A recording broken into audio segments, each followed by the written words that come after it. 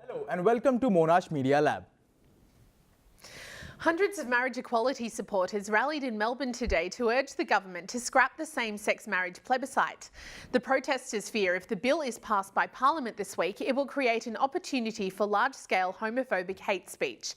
Jess Carrascalau reports. It's not every day a 10-year-old will stand up in front of a sea of people and reflect what the crowd are feeling. I don't want a plebiscite because it can say really hurtful things about our family. Hundreds gathered outside the State Library in Melbourne CBD and then marched around the block to send a message to the federal government. Marriage rights are human rights!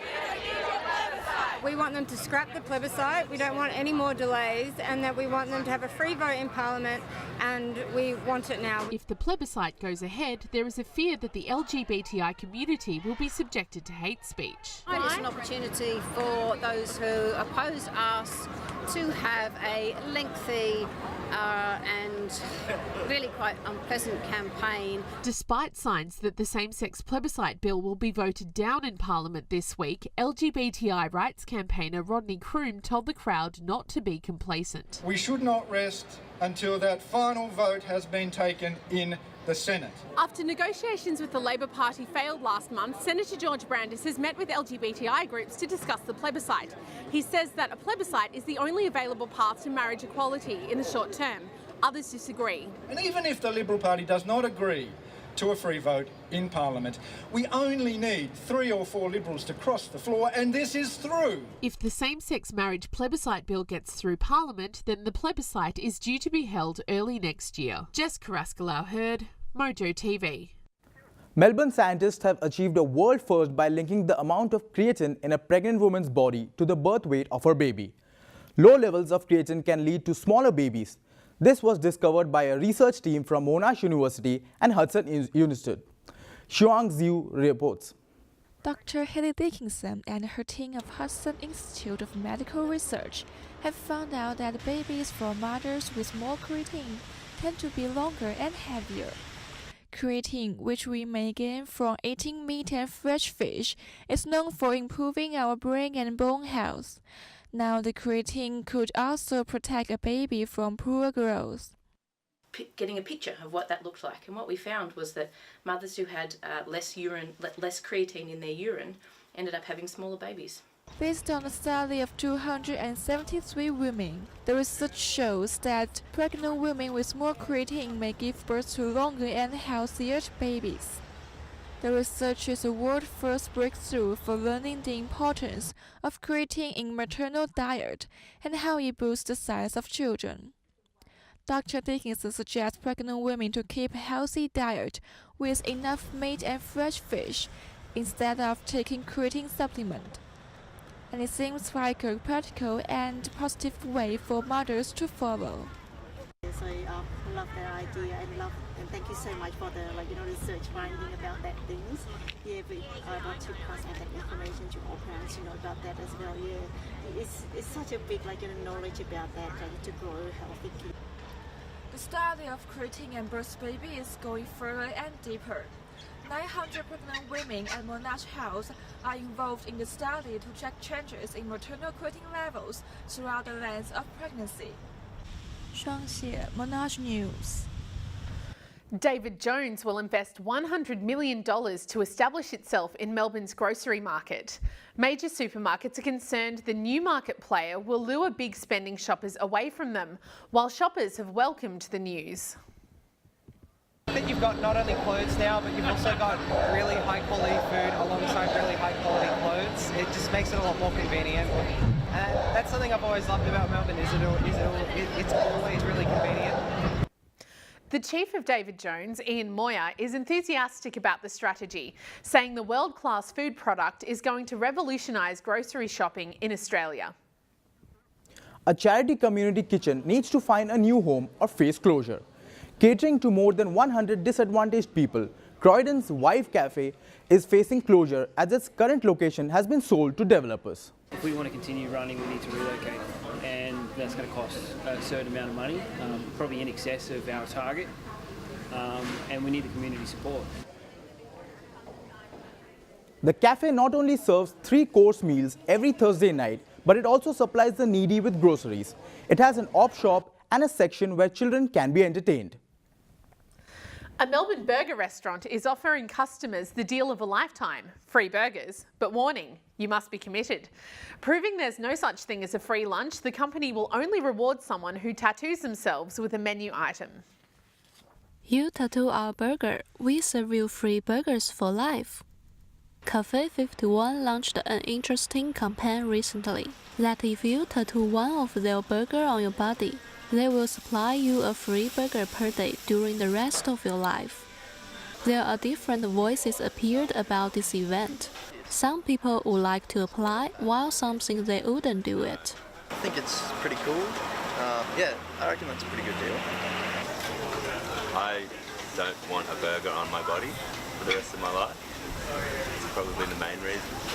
Up to now, over 5,000 people show their interests about this activity, even some from overseas, which is far exceeded the organizers' expectation. There are dressings you can mention twice before you receive free burgers. The tattoo will cost you about $400. The other one is the type of free burger for life is limited to the one that tattooed on your body.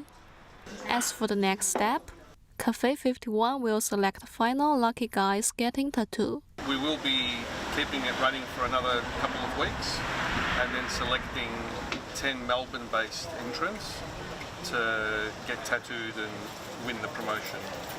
小亚洲 Mojo News. Melbourne foodies need not fear their four-legged friends are missing out on the city's latest food truck trend. A vehicle catering only to Pooch's palates has hit the streets. Ooh, look at that, Murphy. Okay, you ready? Here we are. This furry mate seems to need another refill on her drink, which is one of the special treats from the newly launched Melbourne's first food truck for dogs, Canine Wellness Kitchen.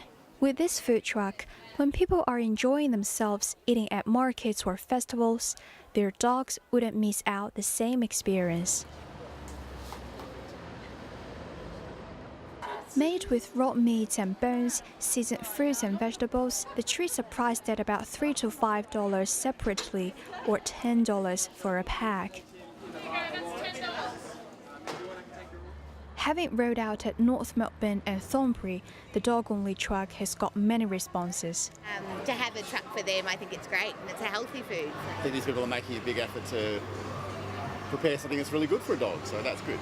It's not something that I would be interested in because I am very simple when it comes to dogs. I personally wouldn't use it. It seems a bit excessive for a dog. When people have different reactions to Canine Wellness Kitchen, the owner of this dog food truck says happy faces of customers make everything worth it. You know, as long as we can bring that experience and that smile and laughter for the owner to have with their dog, we're on a winner. More details of the truck schedule can be found at Canine Wellness Kitchen Facebook page, Yi Qiongshang, Monash News. The Mid-Autumn Lantern Festival marks the harvest season in East Asian countries. The East Asian community in Melbourne celebrated the festival with the Chinese face-changing performance, Japanese drumming and a lantern walk, among other events. The meaning of it behind it is they gather around under the big round moon, because around this time the moon is full. And so it's about unity and having families together. You can make your own lantern for a small fee, with the proceeds going to the Kids with Cancer Foundation. Last night, the 4th Czech and Slovak Film Festival of Moldova officially closed at ACMI. In order to increase audiences' interaction with the film festival, the organizers introduced a new event this year, a concertina bookmaking workshop. On October 7, the Czech and Slovak Film Festival will move to Canberra for the first time.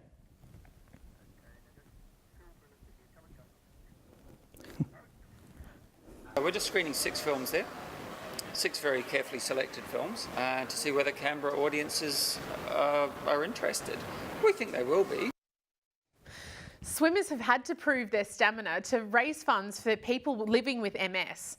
Monash University hosted a 24-hour charity swim in a bid to support those living with the debilitating disease. This is the 7th year that Monash Sports holds the MS 24 Hours Mega Swim event at Doug Ellis Swimming Pool. It's not a competition, but a fundraising event. It helps raising money and awareness to support people living with multiple sclerosis via Go for Gold scholarships. A lot of teams have raised money already, so there's already, before the event has started, we'd nearly had almost $15,000 raised already. So it's donations from friends, family, some teams try to get sponsorship or run other activities to help raise money.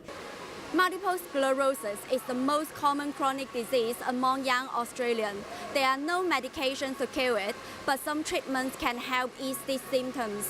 Mega Swim event aims to raise $20,000 to support those people who are suffering this disease. The MS ambassador Amanda Campbell comes to the event and has some suggestions for people living with multiple sclerosis. I suggest that they eat better to feel better, because when you eat better, you need to nourish your body on a cellular level, especially when you're trying to repair the body. And when you eat better, you feel better. And when you feel better, you're more inclined to make better choices and value yourself. And it's when you value yourself that you can live a life of connection. And I truly believe this is the right environment your body needs to repair and thrive. Yu Tingfeng, Mojo News. And finally, today marks 90 years since champion racehorse Phar Lap was born. Melbourne Museum will host a week-long celebration to commemorate the Wonder Horse. Gianni Song reports. A series of attractive activities will be held in the Melbourne Museum this week. Over 350 people recreate the portrait of Phar Lap on the Museum Plaza. A carrot birthday cake is designed for this wonder horse, and visitors will also be encouraged to express their love for Phar Lap by writing him a special birthday love letter. Different ways, especially social media platforms, are used to attract visitors.